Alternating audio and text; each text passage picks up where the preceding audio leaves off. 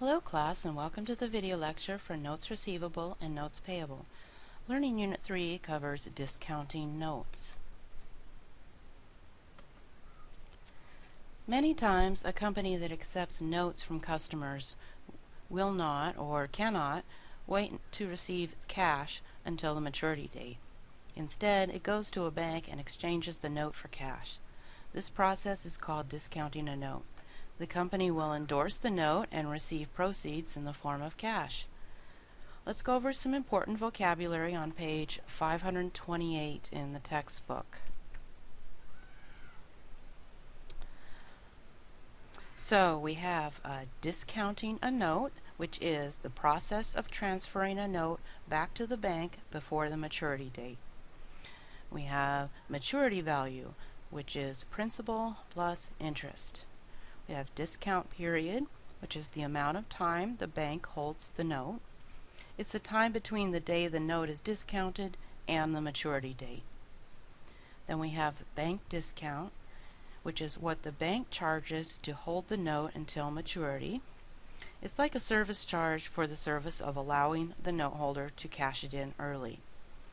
Then we have proceeds, which is the amount of money the note holder receives from the bank, which is the maturity value minus the bank discount. So discounting a note is done in 4 steps. We have step 1, which is to find the maturity value of the note. Step 2, to calculate the discount period, which is the number of days from the date of discounting until the maturity date. Then we have step 3, which is to calculate the bank discount. Again, the bank discount is what the bank charges for holding the note until maturity. Then we have step 4, which is calculate the proceeds, which again, the proceeds are the maturity value minus the bank discount. Let's go over the example in the book, which starts at the bottom of page 528.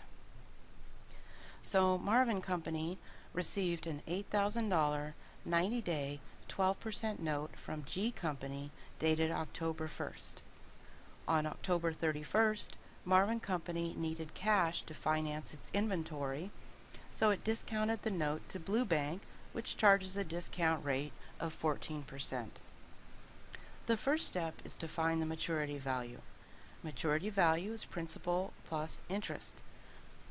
The principal is $8,000, and the interest is principal times rate times time, which is 8,000 times 12% times 90 days, and 90 days expressed in terms of a year is 90 over 360.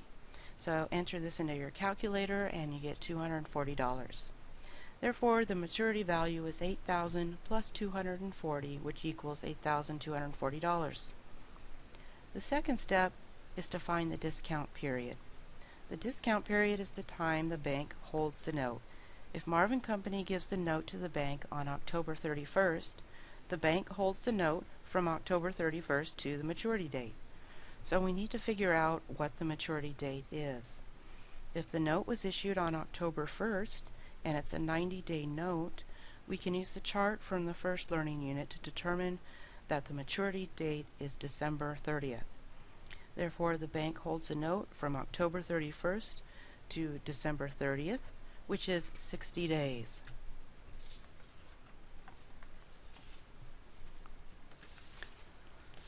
So the third step is to determine the bank discount, which is the fee charged by the bank to Marvin Company for the service of discounting the note. The example states the bank charges a bank discount rate of 14%. The formula for bank discount is similar to interest, except instead of principal, we use maturity value, and instead of interest rate of the note, we use the bank discount rate. And instead of time as the term of the note, we use the time the bank has the note, called the discount period that we just calculated.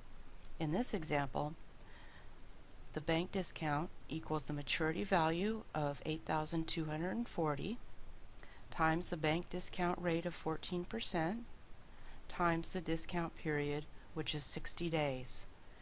The bank discount is therefore $82.40 times 14% times 60 over 360, which equals $192.27. So the fourth step is to calculate the proceeds received by Marvin Company, so Marvin Company can record the transaction in its accounting records. Proceeds equal maturity value minus the bank discount, which is $8,240 minus $192.27, which equals $8,047.73. Now we have enough information to journalize the transaction. Marvin Company receives cash of $8,047.73 from the bank, which is recorded as a debit to cash. Since Marvin Company is turning the note over to the bank, it reduces the notes receivable with a credit. The difference is interest income to Marvin Company, which is recorded as a credit. This is the amount of interest Marvin Company earned when it had the note before turning it over to the bank. You could calculate this by using the interest formula, but it's easier just to take the difference between the debit to cash and the credit to notes receivable.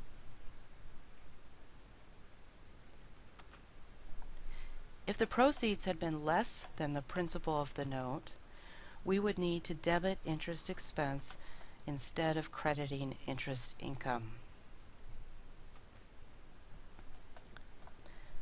Now what happens if G Company doesn't pay the note at maturity, the note that is now held at the bank? Marvin Company is liable for the amount. When Marvin Company endorsed the note to Blue Bank, it agreed to pay the note at maturity if G Company defaulted. The potential liability is called a contingent liability. Until the note is paid, Marvin Company will state this contingent liability as a footnote on its balance sheet.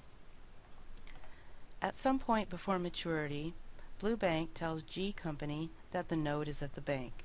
If G Company doesn't pay, Blue Bank notifies Marvin Company and charges Marvin Company the full amount of the note, including interest, and a $5 service charge called a protest fee, which is the charge made by Blue Bank for notifying Marvin Company that the note was presented to the maker for payment and payment was not received. Now Marvin Company has to pay the bank and is responsible for trying to collect payment from G Company. Marvin Company records this entry as a debit to accounts receivable and a credit to cash. Note that in the total amount, Marvin Company included the $5 protest fee. This means Marvin Company intends on collecting this fee from G Company. Now I'd like to do a problem from the textbook. Exercise 14B-4 on page 545. As I do this problem, think about the 4 steps we just used for the example problem. On May 15th, Raymond Company gave Silver Company a 180-day, $9,000 10% note. On July 14th, Silver Company discounted the note at 12%. So part A says, journalize the entry for Silver to record the proceeds. To do this, we need to follow the 4 steps. So, step 1 is to determine the maturity value, which is principal plus interest. Okay, step 1,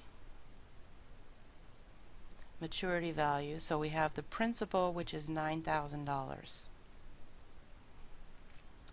The interest is $9,000 times 10% times 180 days, which in terms of a year is 180 over 360, which gives you $450. So the maturity value is $9,000 plus, that's a plus, sorry, $450, which is $94.50. Okay, so we have step 2. Step 2 is to determine the discount period. The discount period is the time the bank holds the note.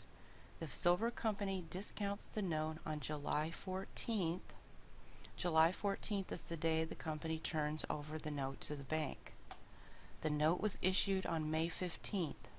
So by July 14th, how many days have passed? So we have May,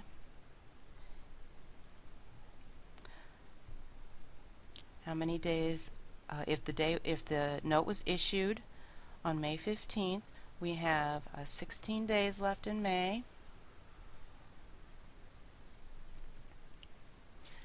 and then we have all of June,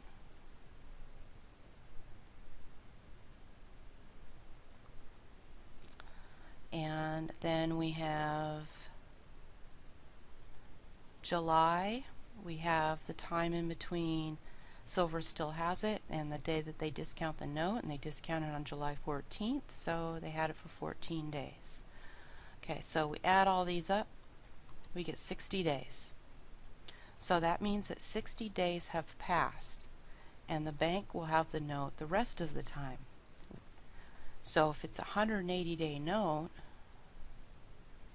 and the bank doesn't have it for 60 of those days, we subtract that out, we have 120 days left. So the bank will have the note for 120 days. That is the discount period. Okay, step 3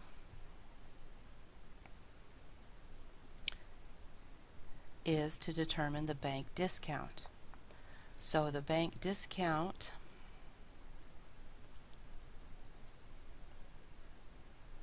is equal to the maturity value from number 1 times the discount rate, which is going to be given in our problem here, discount rate, times discount period. I'm running out of room here. Okay, so we have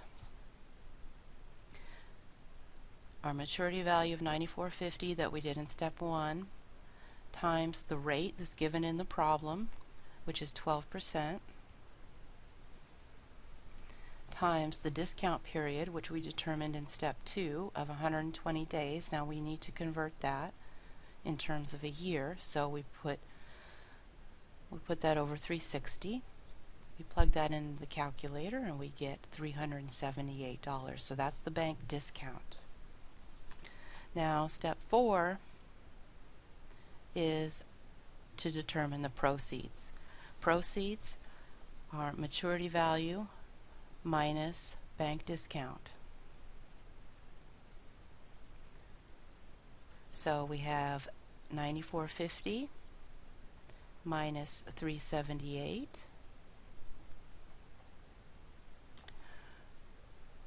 which gives us $9,072. Okay, now we can record the journal entry. I'm just going to erase some of this up here.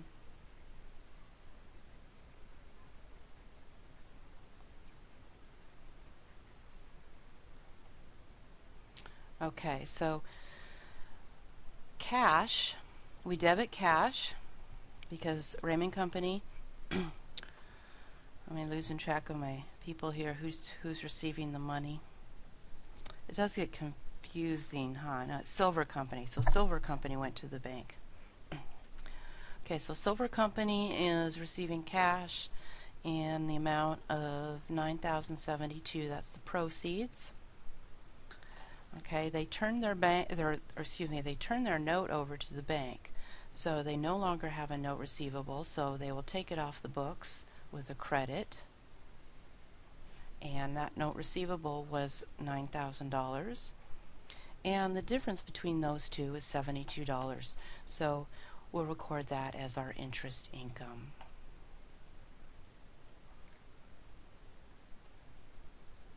$72. So there's our journal entry. So part B, it says record the entry for Silver if Raymond fails to pay at maturity. The problem doesn't say that the bank charges a protest fee, so we're not going to add it. What Silver Company needs to pay the bank is the maturity value of $94.50 that the bank was expecting but didn't receive. Now it's Silver Company's job to collect the money from Raymond Company. Silver Company creates an accounts receivable for Raymond Company of $94.50 and credits cash, because it has to pay the bank now, of $94.50. So it gives that cash to the bank to cover the default. So that wraps up Learning Unit 3, and Learning Unit 4 covers discounting one's own note and making adjusting entries for interest expense and interest income.